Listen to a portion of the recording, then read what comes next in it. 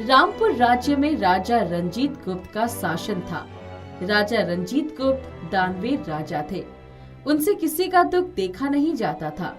वो दिल खोलकर दान किया करते थे। एक दिन एक बूढ़ा आदमी राज्य दरबार में रोते रोते आया। क्या हुआ? आप रो क्यों रहे हो? महाराज, मेरे बेटे की अकाल मृत्यु हो गई है। उसकी पत्नी, उसके 2 बच्चे सभी मेरे भरोसे ही है और मैं ठहरा बूढ़ा कमजोर इंसान, कोई मुझे काम भी नहीं दे रहा है। आखिर मैं कैसे उन्हें संभालूं? आप ही बताइए, अब आप ही मेरी मदद कीजिए। अरे, ये तो बहुत ही ज्यादा बुरा हुआ।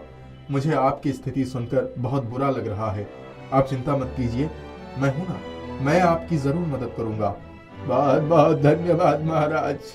मंत्री जी, अभी के अभी इन्हें दान में 100 सोने के सिक्के दिए जाए, साथ ही आगे का जितना भी खर्चा होगा वो उठाया जाए। जी महाराज, जैसा आप चाहें। इस तरह राजा रंजीत गुप्त सभी की मदद किया करते थे। एक दिन राजा रंजीत गुप्त राज्य में घूम रहे थे, तभी एक बच्चा राजा की ओर दौड़ते हुए आता है और उनके पैरों पर गिर जाता है। महाराज, मेरी मदद कीजिए, कृपया मेरी मदद कीजिए। क्या हुआ तुम्हें? उठो और पूरी बात बताओ। महाराज, मेरा इस दुनिया में कोई नहीं है, ना खाने को कुछ है, न रहने को कोई ठिकाना। क्यों? तुम्हारे माँ पिताजी कहाँ हैं? पता नहीं, वो कहाँ है, मुझे नहीं पता। अच्छा ठीक है, तुम उदास मत हो, मैं तुम्हारी मदद जरूर करूंगा। राजा रंजीत गुप्त अपने गले से सोने का माला निकालते हैं और उस बच्चे को पहना देते हैं। ये लो, कुछ पैसे रखो, और हाँ, तुम हमारे साथ ही चलो, मैं तुम्हें अच्छी शिक्षा दूंगा और अपनी सेना में रख लूंगा। वो बच्चा बहुत खुश हो जाता है और राजा के साथ राजमहल चला जाता है। राजा के इस व्यवहार से मंत्री बिल्कुल भी खुश नहीं रहता था। महाराज बहुत कोमल हृदय के हैं, इनसे किसी का दुख देखा नहीं जाता, मगर मुझे तो डर इस बात का है कि कहीं इसी व्यवहार की वजह से महाराज किसी बड़ी मुसीबत में ना फंस जाएं। एक दिन एक भिखारी राज दरबार में राजा रंजीत गुप्त से मदद मांगने आता है। महाराज, मेरी मदद कर दीजिए, मैं बहुत परेशानी में हूँ। क्यों? क्या हुआ है तुम्हारे साथ? महाराज, मेरी पत्नी एक गंभीर बीमारी से ग्रसित है, उसके इलाज में बहुत खर्चा होने वाला है और मेरे पास तो इतने पैसे नहीं है, कृपया मेरी मदद कर दीजिए। अच्छा ठीक है, घबराओ मत, मैं तुम्हारी मदद जरूर करूंगा। मंत्री जी, इसे जितने भी पैसों की जरूरत है दे दीजिए। जी महाराज, जैसा आप कहें। वो भिखारी पैसे लेकर चला जाता है। मंत्री इस बात से बहुत क्रोधित था।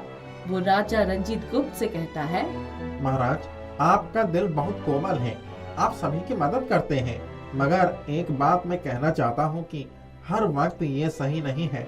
इस तरह से तो आपको बहुत नुकसान होगा। ऐसा जरूरी नहीं कि जो भी आपके पास मदद मांगने आए उसे सच में मदद चाहिए हो, ऐसा भी हो सकता है कि वो झूठ बोल रहा हो। मंत्री जी, ये आप क्या कह रहे हैं? मैं इस राज्य का राजा हूँ, जो भी मुझसे मदद मांगने आएगा मैं उसकी मदद जरूर करूंगा। और हाँ, हमारे पास इतनी संपत्ति है कि वो कभी खत्म भी नहीं होगी, इसीलिए आप चिंता मत कीजिए। सभी जगह राजा रंजीत गुप्त के दानवीर व्यवहार की चर्चा होती थी और सभी राजा की बहुत इज्जत करते थे। यही नहीं, राजा रंजीत गुप्त आसपास के मंदिरों, गांव में भी दान करते थे। मंत्री जब बाजार जा रहे थे, तभी उन्होंने देखा जो सुबह में भिखारी बनकर राजा से मदद मांगने आया था, वो अभी अपनी पत्नी के साथ आराम से बाजार में घूम रहा था। बस इसीलिए मैं महाराज को मना करता हूँ, मगर महाराज तो मेरी बात सुनते ही नहीं है। एक बार की बात है, एक आदमी राजा रंजीत गुप्त के राज्य दरबार में आता है। महाराज, मैंने सुना है आप दानवीर राजा हैं, जो भी मदद मांगने आता है उसकी मदद करते हैं।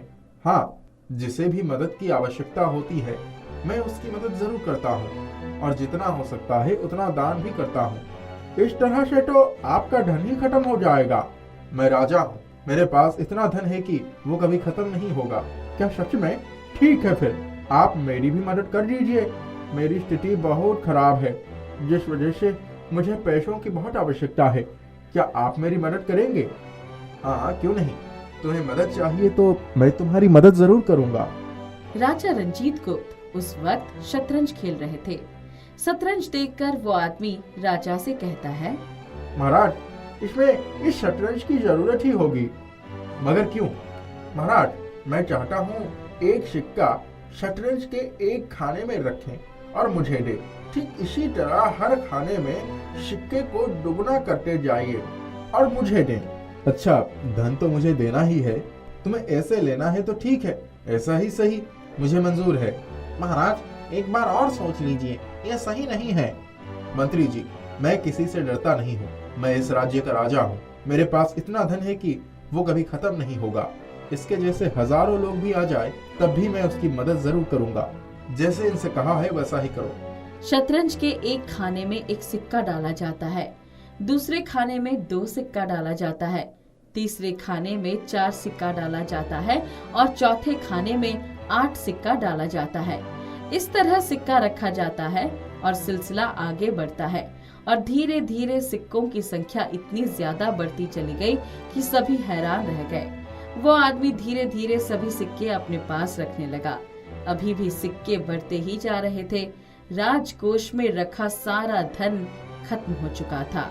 महाराज, राजकोष का सारा धन खत्म हो चुका है, अब कुछ भी नहीं है हमारे पास। चलिए महाराज, अब इतने में ही आपका खजाना खत्म हो गया, तो इतना धन लेकर ही जाता हूँ। इस तरह अपना शातिर दिमाग लगाकर वो आदमी राजकोष का सारा धन लेकर चला जाता है और राजा रंजीत गुप्त ये सब देखते ही रह जाते हैं। महाराज, मैंने कितनी बार आपसे कहा था, ये सब सही नहीं है, मगर आप तो मेरी बात सुनते ही नहीं हैं। माफ कीजिएगा मंत्री जी, मैंने आपकी बात नहीं मानी और ये सब कर बैठा। राजा रंजीत गुप्त सर पर हाथ रखकर बैठ जाते हैं।